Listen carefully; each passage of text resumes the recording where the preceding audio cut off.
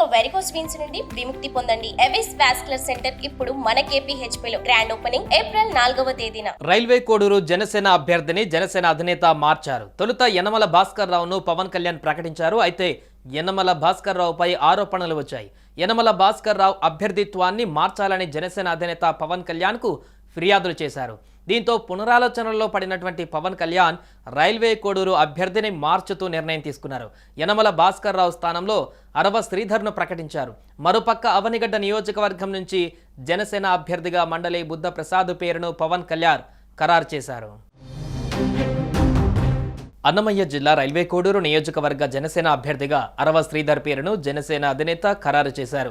ఇంతకుముందు అక్కడ అభ్యర్థిగా యనమల భాస్కర్ రావు అనే నేతను ఖరారు చేశారు.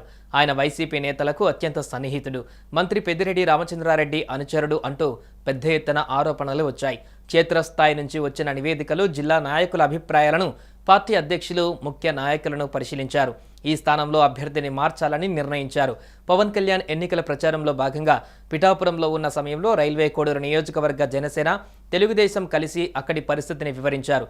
ఈ క్రమంలో రైల్వే కోడూరు స్థానం జనసేన అభ్యర్థిగా అరవ శ్రీధర్ పేరును ఖరారు చేసినట్లు జనసేన ప్రకటించింది.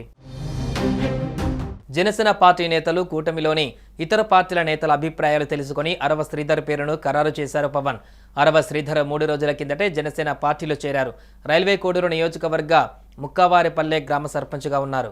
ఆయన సిఫారసుతోనే టికెట్ దక్కినట్లుగా ప్రచారం జరుగుతోంది. దీంతో నియోజకవర్గంలో వెల్లువెత్తిన విభేదాలకు చెక్ పెట్టినట్టు అయింది. మరోపక్క అవనిగడ్డ శాసనసభ స్థానం నుంచి జనసేన అభ్యర్థిగా మండలి బుద్ధ ప్రసాద్ పేరును పవన్ కళ్యాణ్ ఖరారు చేశారు. జనసేనాని గురువారం ఉదయం పార్టీ ముఖ్య నాయకులతో చర్చించారు.